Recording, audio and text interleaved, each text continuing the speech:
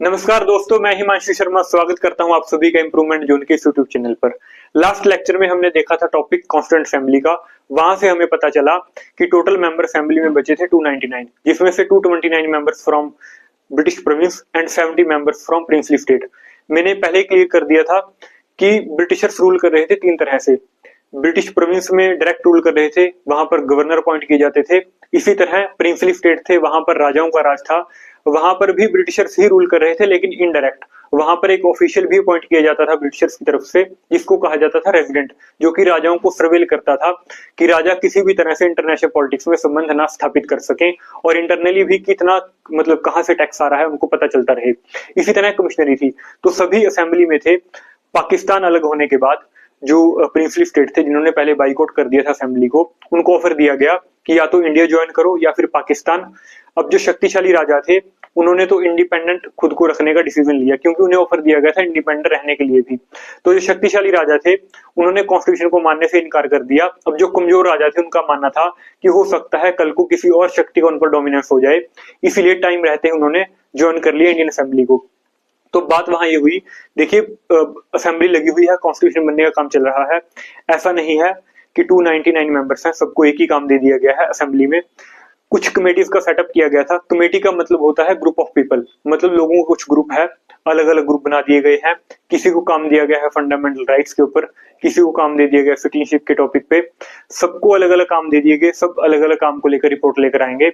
उसके बाद finally constitution में उन प्रोविजन को ऐड किया जाएगा। इस तरह काम होता था असेंबली में। तो जो कमेटीज लगती थी, बस यही हमें देखना है कि किस तरह कमेटीज की फॉर्मेशन हुई और कौन कौन सी कमेटी थी जो उस टाइम पर काम पर लगी हुई थी। तो देखिए, इससे पहले हिंदी वाले हेडिंग लिखो, संविधान सभा की समितियां। अब देखो, टोटल जो कमेटीज थी, मतलब दो तरह से डिवाइड की गई थी। एक थी मेजर कमेटीज, मुख्य समितियां। हिंदी वाले लिखो मुख्य समितियां।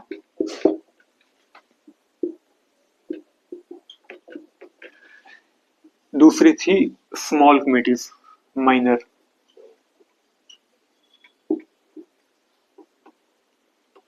हिंदी वाले लिखेंगे लघु समितियां। ठीक है। अब जो मेजर कमेटीज थी, ये थी टोटल 8। इनकी संख्या कहीं पर लिखी हुई है 14, कहीं पर 13। तो हमें ये मतलब एग्जाम के पॉइंट ऑफ व्यू से इतनी इंपॉर्टेंट नहीं है, बस जो इंपॉर्टेंट है 6-7 वही हमें देखनी है। उसको देख लेंगे कौन कौन सी कमेटीज थी, 13 या 14 कुछ भी। अब देखो, हम पढ़ेंगे पहले मेजर कमेटीज को। लिखो, इसमें से फर्स्ट कमेटी थी ड्राफ्टिंग कमेटी। ड्राफ्टिंग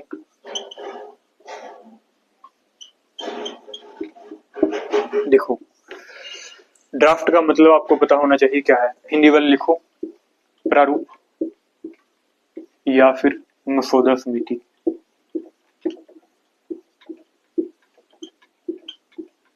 ड्राफ्ट का मतलब क्या है?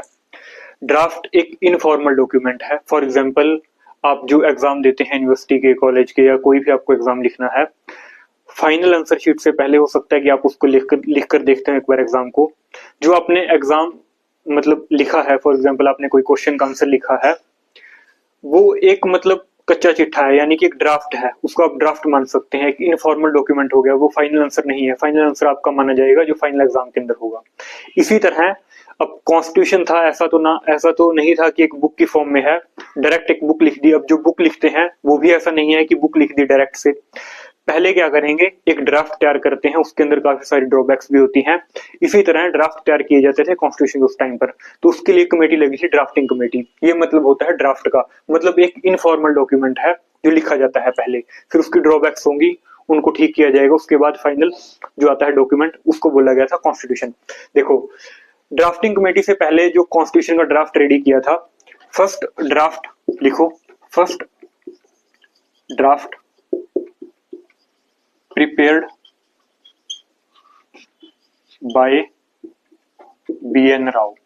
बी.एन. राव के बारे में मैंने बताया था लास्ट लेक्चर में कि जो थर्ड मीटिंग हुई थी असेंबली की 13 दिसंबर 1946 को, उस टाइम पर लीगल एडवाइजर बनाया गया था बी.एन. राव को।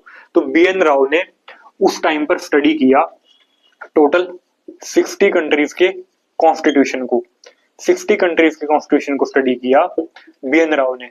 देखिए उस टाइम पर इन्होंने दिए थे उस ड्राफ्ट में 243 आर्टिकल्स और 13 थे शेड्यूल। अभी शेड्यूल कितने हैं टोटल?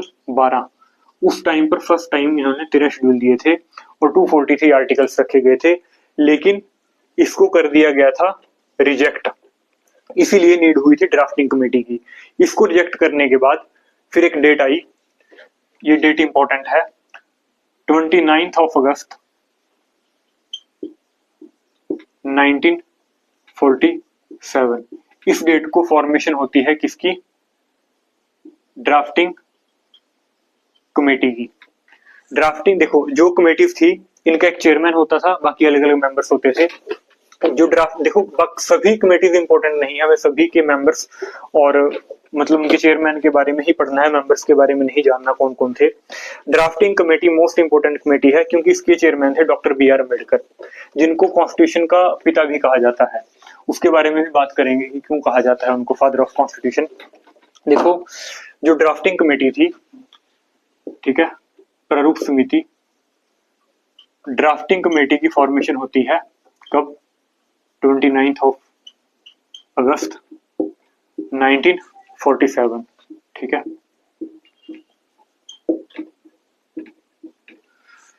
इसकी फर्स्ट मीटिंग हुई, लिखो फर्स्ट मीटिंग की इसकी रखी गई थी ऑन 30 अगस्त 1947। अब इससे पहले एक ड्राफ्ट आ चुका था जो कि तैयार किया गया था बाय BN राव, लेकिन उसको रिजेक्ट कर दिया गया था। तो यहां से फिर ड्राफ्ट आना स्टार्ट हुए। फर्स्ट ड्राफ्ट आया इसका, फर्स्ट ड्राफ्ट, पहला प्रारूप ऑन 21 फरवरी 1948, ठीक है। फिर सेकंड ड्राफ्ट आया, दूसरा प्रारूप कब आया था? अक्टूबर 1948। फिर इसका फाइनल ड्राफ्ट आया, पेपर में क्वेश्चन आता है ये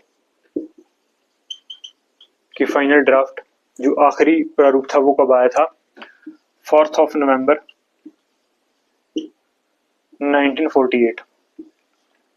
इस दिन टोटल सजेशन दिए गए थे 7000, जिसमें से काफी सारे रिजेक्ट भी किए गए थे। अमेंडमेंट्स टोटल हुई उसमें से बाद में कितनी?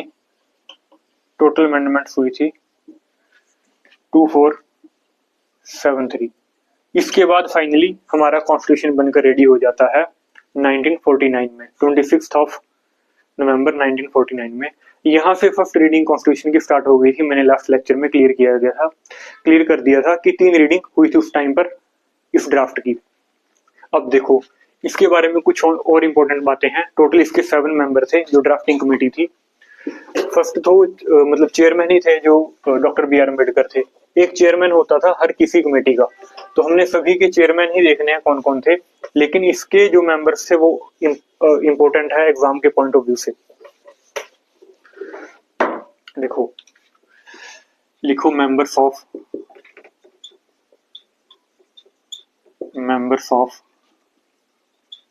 ड्राफ्टिंग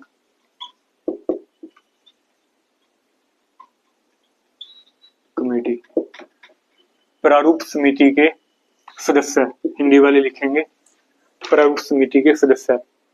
तो कौन कौन थे? पहले तो यही थे डॉक्टर BR अम्बेडकर,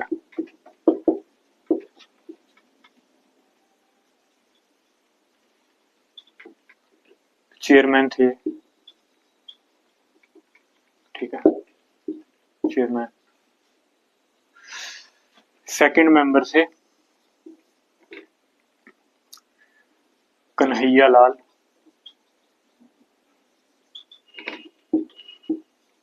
लाल, मणिक लाल मुंशी, शॉर्ट फॉर्म में इनको बोला जाता था KM मुंशी, ठीक है। थर्ड मेंबर थे अलादी कृष्णा स्वामी अय्यर, ये हमेशा अपनी बीमारी के चलते बैठकर ही क्वेश्चनिंग करते थे असेंबली में, क्योंकि इनसे खड़ा हुआ नहीं जाता था। फोर्थ मेंबर थे सैयद मोहम्मद सुदौला।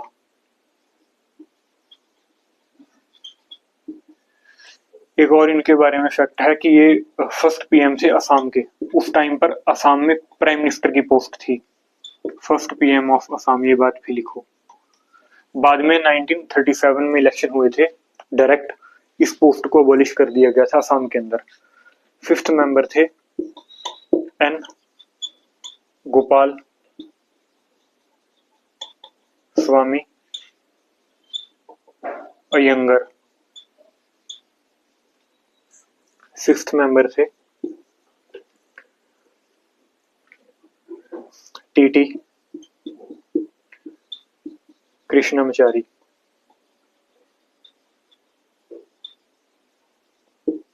टीटी कृष्णमचारी, इन्होंने रिप्लेस किया था डीपी खेतान को। He is replaced, he was लिखो, he was replaced DP Khaitan. DP Khaitan की मतलब डेथ हो गई थी, इस वजह से बाद में असेंबली में बुलाया गया था टीटी कृष्णमचारी को। सेवंथ मेंबर थे एन माधवराव।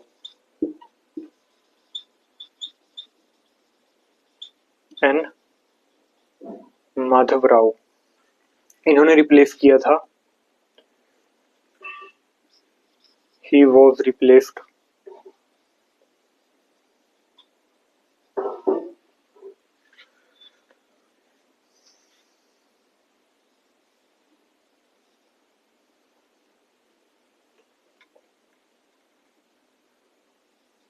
बीएल मिश्रा, जिन्होंने रिजाइन कर दिया था असेंबली से।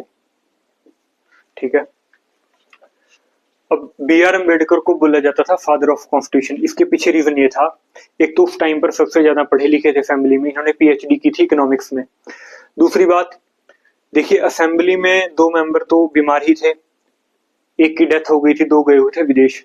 तो ज्यादातर जो भार था मतलब इस ड्राफ्टिंग कमेटी का, वो था डॉक्टर बी आर अम्बेडकर पर। इस ड्राफ्टिंग कमेटी में टोटल 7 मेंबर थे, दो बीमार थे, दो विदेशी गए हुए थे, एक रिजाइन कर दिया था।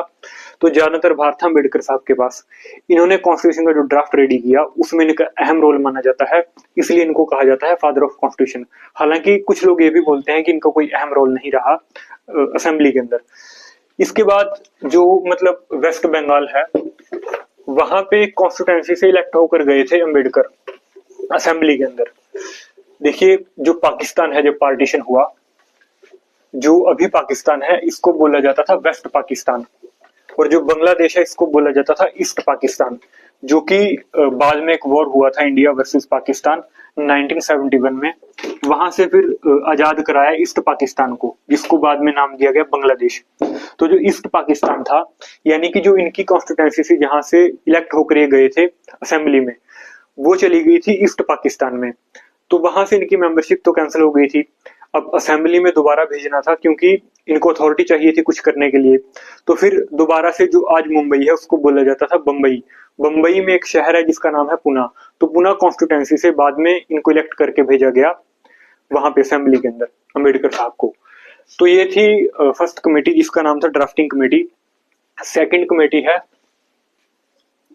ये भी पेपर में क्वेश्चन पूछ लिया जाता है, यूजीसी नेट में क्वेश्चन आया था कि डॉक्टर अंबेडकर की पीएचडी किस सब्जेक्ट में थी, तो वो थी इकोनॉमिक्स में। सेकंड कमेटी थी यूनियन पावर्स कमेटी। ठीक है, इसको हिंदी में लिखेंगे संघीय शक्तियां समिति।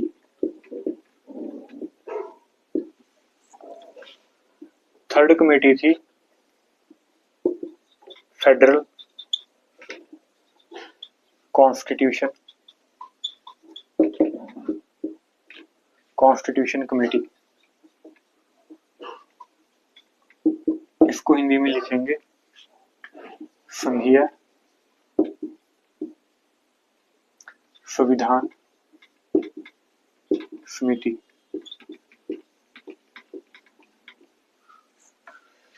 फोर्थ कमेटी थी स्टेट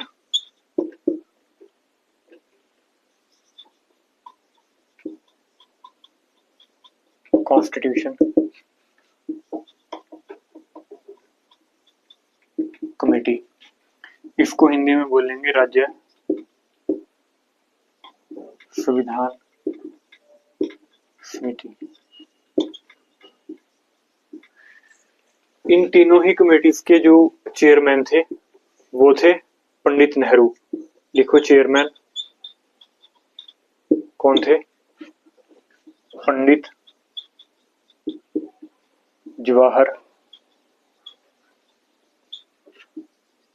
लाल नेहरू। ठीक है। फिर फिफ्थ कमेटी थी स्टीयरिंग कमेटी,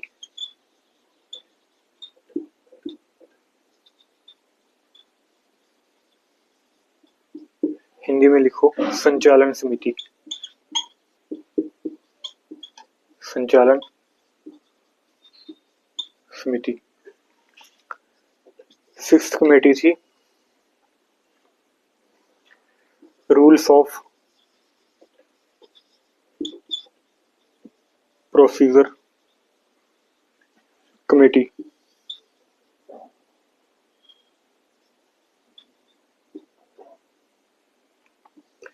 इसको बोलते हैं हिंदी में नियम प्रक्रिया समिति।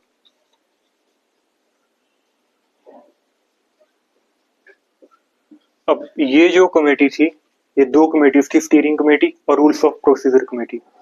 इसके चेयरमैन थे डॉक्टर राजेंद्र प्रसाद, जो कि फर्स्ट इलेक्टेड प्रेसिडेंट भी थे। राजेंद्र प्रसाद, इनको बाद में परमानेंट प्रेसिडेंट भी बनाया गया था असेंबली का 11 दिसंबर वाली मीटिंग में, जो 1946 में रखी गई थी। टोटल हो गई 6 कमेटी।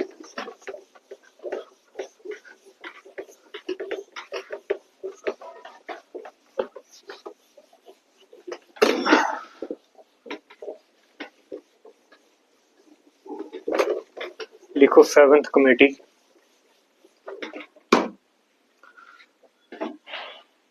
सेवंथ कमेटी थी प्रोविंशियल कॉन्स्टिट्यूशन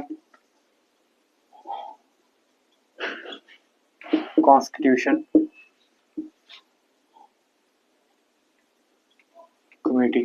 ठीक है। हिंदी में इसको लिखो प्रांतीय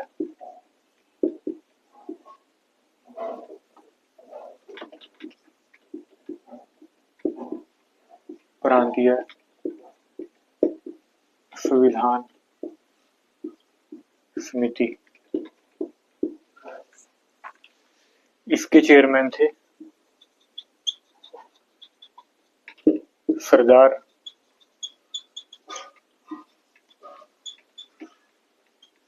वल्लभ भाई पटेल, जो कि फर्स्ट डेप्यूटी प्राइम मिनिस्टर भी थे इंडिया के, क्योंकि इंटीग्रेशन का काम इन्हीं को दिया गया था, स्टेट की जो प्रिंसली स्टेट थी अलग अलग उस टाइम पर। फिर 8th और लास्ट मेजर कमेटी लिखो एडवाइजरी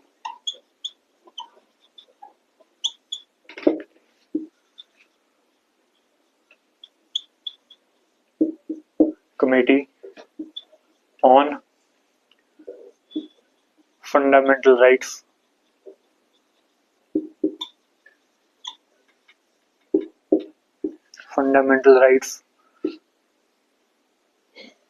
minorities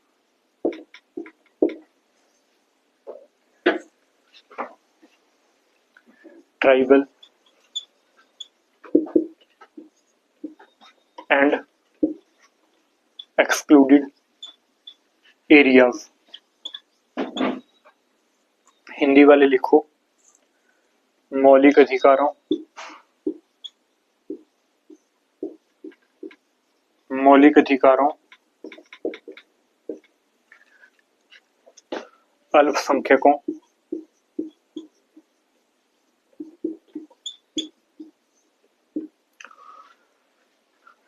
जनजातियों, जनजातियों और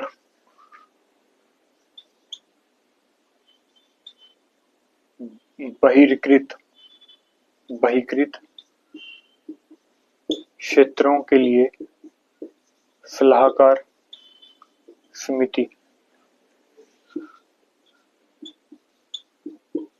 सलाहकार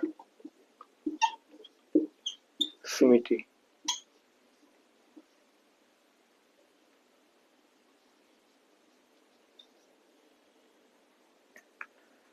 इसके चेयरमैन थे सरदार पटेल।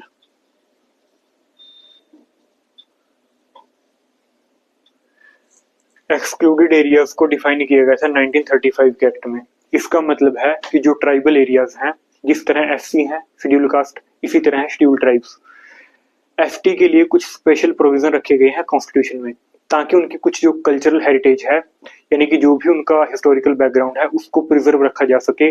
उनको हमेशा खतरा रहता है कि कुछ बाहर से आए हुए लोग या इसको कहीं खराब ना कर दें, इसीलिए उनके लिए स्पेशल एडमिनिस्ट्रेटिव फोर्सेस भी रखी जाती हैं उन स्पेशल प्रोविजन की इम्प्लीमेंटेशन के लिए। ये मतलब है एक्सक्लूडेड एरियाज का।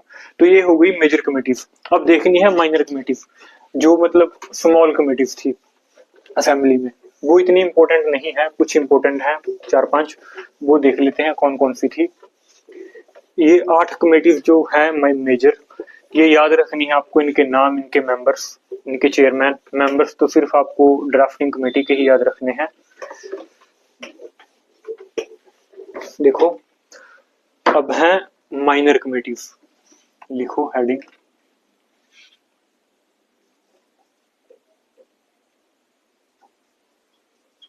माइनर कमेटीज, लघु समितियां, जिसमें फर्स्ट है अडहोक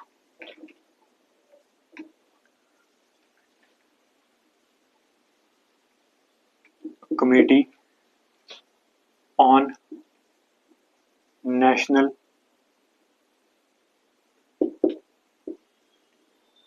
फ्लैग, हिंदी वाले लिखो राष्ट्र ध्वज संबंधी तदर्थ समिति। जो वर्ड है अडहोक, अडहोक का मतलब होता है अकॉर्डिंग टू नीड। देखो जैसे फॉर एग्जांपल कई बार गवर्नमेंट भी अडहोक एम्प्लॉइज की रिक्रूटमेंट करती है, जैसे सुप्रीम कोर्ट या हाई कोर्ट में अडहोक जजेस की रिक्रूटमेंट की जाती है, यानी कि किसी स्पेशल ऑब्जेक्टिव से, नीड के अकॉर्डिंग, तब वहां पर रिक्रूटमेंट कर सकती है गवर्नमेंट। इसी तरह अडहोक कमेटीज थी कुछ स्पेशल पर्सपेक्टिव से। नेशनल फ्लैग पर कमेटी थी। तो कुछ और बातें हैं नेशनल फ्लैग के रिगार्डिंग, वो लिख लो जो फैक्चुअल बातें हैं, पेपर में क्वेश्चन आता है। नेशनल फ्लैग को अडॉप्ट किया गया था, मैंने बताया था वैसे लास्ट लेक्चर में भी, फिर भी लिख लो, 22 जुलाई 1947, यानी कि आजादी से पहले ही इसको अडॉप्ट कर लिया था। इसका मतलब ये नहीं है कि हमारे पास पहले नेशनल फ्लैग नहीं था, नेशनल फ्लैग था पहले भी, लेकिन हमने लीगली अडॉप्ट किया था इस दिन, क्योंकि हमारा अपना कॉन्स्टिट्यूशन बनने जा रहा था अब। इसी तरह इसी फ्लैग में इससे रिलेटेड भी कुछ क्वेश्चन पूछे जाते हैं, जैसे टोटल 24 स्पोक्स हैं, मतलब तीलियां हैं अशोक चक्र में। अशोक चक्र है ना, फ्लैग में एक बना हुआ है अशोक चक्र, उसमें 24 तीलियां हैं। वो सिंबल है दिन मतलब रात का, यानी कि टोटल दिन में होते हैं 24 घंटे। इसका मतलब है कि 24 घंटे निरंतर हमारी लाइफ चल रही है, इसीलिए इसके अंदर 24 तीलियां रखी गई हैं अशोक चक्र में।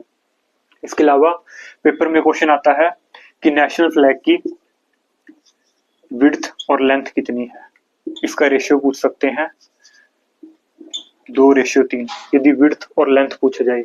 एग्जामिनर घुमा फिरा के भी क्वेश्चन पूछ सकता है, ऐसा भी पूछ सकता है कि लेंथ और विड्थ का रेशियो क्या है, तो लेंथ और विड्थ का रेशियो है 3:2। इसके अलावा देखो, एक आपने सुना होगा नाम ध्वजारोहण, एक नाम आपने सुना होगा ध्वज फहराना यानी कि झंडा फहराना। इसको समझो क्या है। देखो दो तरह से होता है, दो बातें हैं। एक है फ्लैग होस्टिंग, लिखो, एक क्या है फ्लैग होस्टिंग, मतलब ध्वजारोहण। एक है फ्लैग अनफर्लिंग, इसका मतलब है झंडा फहराना। ठीक है, झंडा फहराना। फ्लैग होस्टिंग का मतलब क्या है, देखो जो फ्लैग है आपने देखा होगा कई बार एक रस्सी के थ्रू नीचे से भेजा जाता है ऊपर की तरफ, उसको बोलते हैं फ्लैग होस्टिंग। कई बार फ्लैग ऑलरेडी लगा होता है ऊपर, उसको फहरा दिया जाता है, उसको बोलते हैं फ्लैग अनफर्लिंग। तो जो फ्लैग होस्टिंग है ये होती है on 15th of August. Flag hosting का मतलब है ये सिंबल है इंडिपेंडेंस का और एराडिकेशन ऑफ स्लेवरी का, क्योंकि हमने इस दिन गुलामी की जंजीरों को तोड़ दिया था, इसीलिए फ्लैग होस्टिंग की जाती है 15 अगस्त वाले दिन। इस पर मतलब जो फ्लैग होस्टिंग करते हैं वो करते हैं प्राइम मिनिस्टर ऑफ इंडिया। कहां पे करेंगे, एट रेड फोर्ट, लाल किले का अगर पता हो आपको, जो कि शाहजहां ने बनवाया था 1639 में। उस टाइम पर जो भारत का बादशाह था शाहजहां, जिसने ताजमहल भी बनवाया था आगरा के अंदर, उसने बनवाया था रेड फोर्ट। जो आगरा का रेड फोर्ट है वो बनवाया था अकबर ने। ठीक है, अब देखो इसके बारे में कुछ और फैक्ट है फ्लैग होस्टिंग के बारे में। फर्स्ट टाइम फ्लैग होस्टिंग हुई थी, फर्स्ट टाइम फ्लैग होस्टिंग की गई थी, कहां की थी, लिखो, at green park in Calcutta,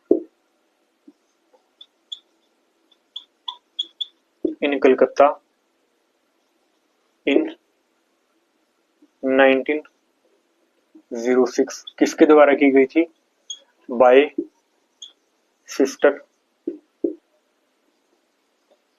Nivedita. अब जो मतलब फ्लैग होस्टिंग है, देखिए 15 अगस्त पर की जाती है फ्लैग होस्टिंग, जो कि भारत के प्राइम मिनिस्टर करते हैं रेड फोर्ट पे। अभी लास्ट टाइम भी की थी 2025 के अंदर, लेकिन फ्लैग होस्टिंग के टाइम पे कोई चीफ गेस्ट नहीं बुलाया था हमने। इसी तरह फ्लैग अनफर्लिंग है। फ्लैग अनफर्लिंग का मतलब क्या है, झंडा फहराना। यहाँ पर झंडे को ऊपर भेजा जाता है एक रस्सी के माध्यम से, लेकिन यहाँ पर झंडा ऑलरेडी ऊपर लगा हुआ है, उसको बस फहराने का काम किया जाता है। ये काम करते हैं प्रेसिडेंट ऑफ इंडिया।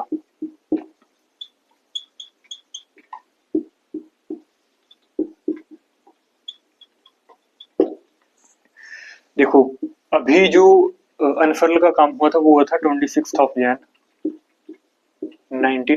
2025।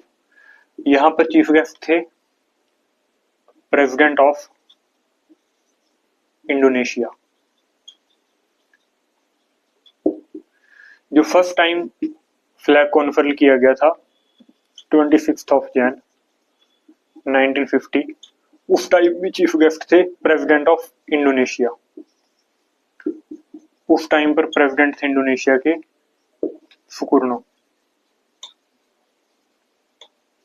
ठीक है, देखो फ्लैग अनफर्ल किया जाता है कर्तव्य पथ पर, जो पहले राजपथ था, इससे पहले उसको नाम दिया गया था किंग्सवे। जॉर्ज 5 आया था ब्रिटेन का राजा, वहां से निकला था, इसलिए उसके बाद उसको नाम दे दिया गया था किंग्सवे। फिर 1955 में उसका नाम चेंज करके रखा था राजपथ, क्योंकि वहां से राजा निकला था, इसलिए नाम रख दिया राजपथ। अभी 2022 में उसका नाम चेंज करके रख दिया था कर्तव्य पथ पर। तो कर्तव्य पथ पर फ्लैग को अनफर्ल करते हैं प्रेसिडेंट। ये है फ्लैग अनफर्ल और फ्लैग होस्टिंग। जो फ्लैग होस्टिंग हुई थी फर्स्ट टाइम 15 अगस्त 1947 को, वो की थी नेहरू जी ने, जो कि प्राइम मिनिस्टर ऑफ इंडिया थे।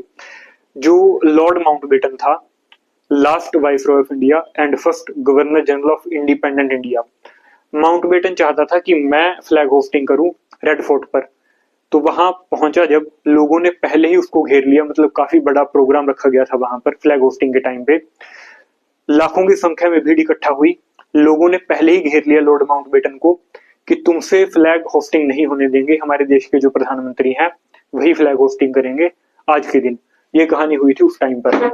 अब सेकंड जो कमेटी थी वो थी, लिखो, फर्स्ट कमेटी थी फ्लैग के ऊपर, ठीक है।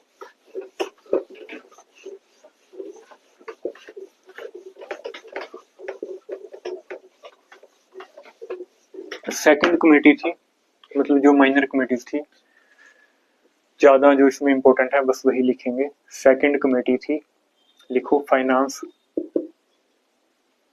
फाइनेंस एंड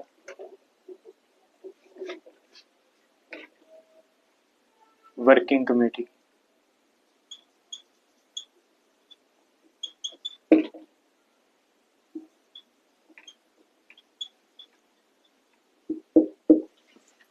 जो कमेटी मैंने बताई थी, डॉक्टर राजेंद्र प्रसाद थे लास्ट, मतलब जो कमेटी थी फ्लैग को लेकर, वहां पर थे doctor Rajendra Prasad chairman.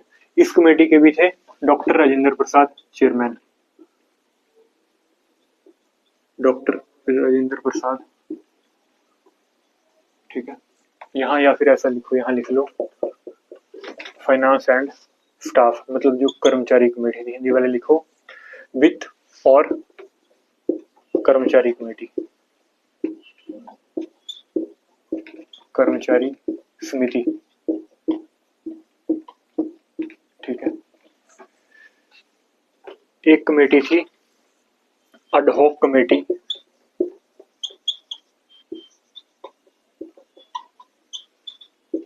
Ad hoc committee on supreme court, तदर्थ समिति किसके लिए, सर्वोच्च न्यायालय के लिए।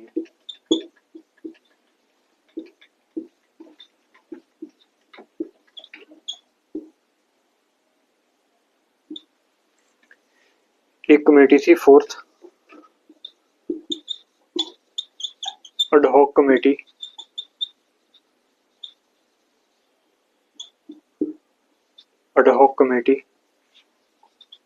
ऑन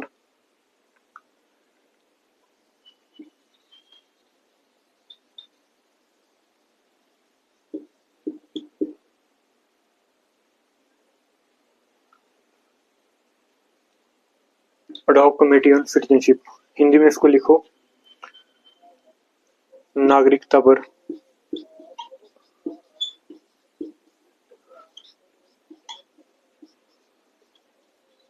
तदर्थ समिति। इसके चेयरमैन थे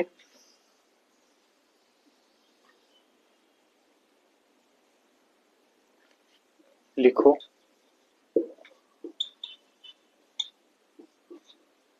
एस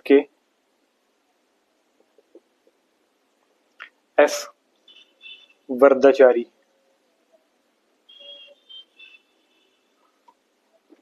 ये असेंबली के मेंबर नहीं थे, इनको ऐसे ही अपॉइंट किया गया था as a chairman. Ad hoc committee on supreme court और ad hoc committee on citizenship.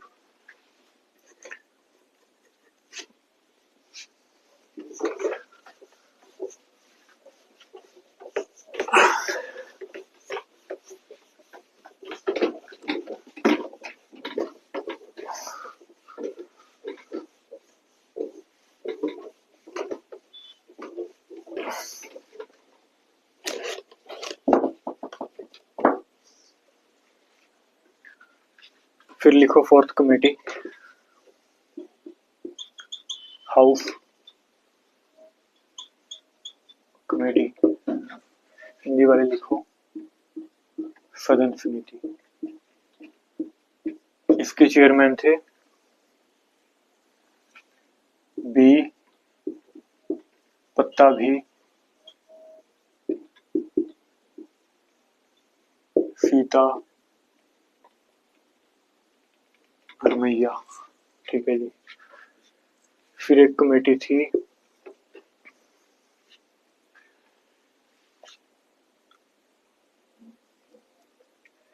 Special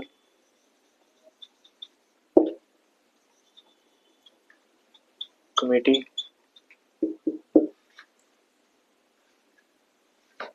to examine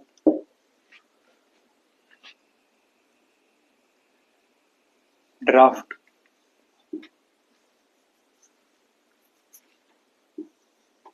constitution.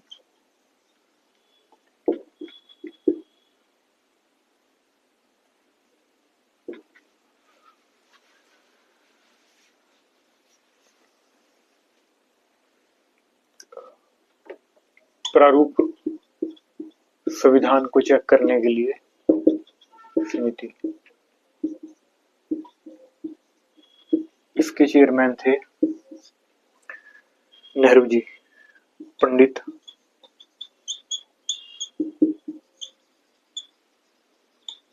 Jawaharlal Nehru. ठीक है जी। फिर एक कमेटी थी लिंग्विस्टिक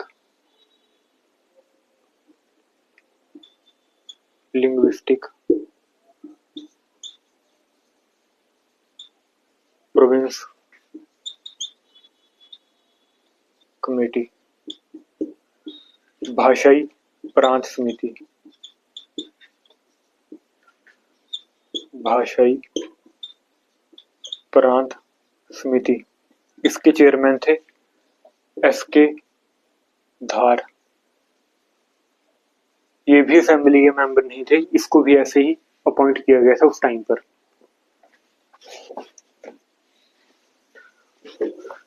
फिर एक और कमेटी थी, वो कमेटी थी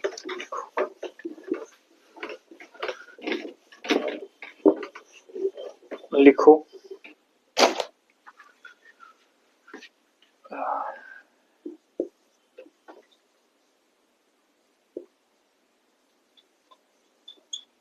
कमेटीज ऑन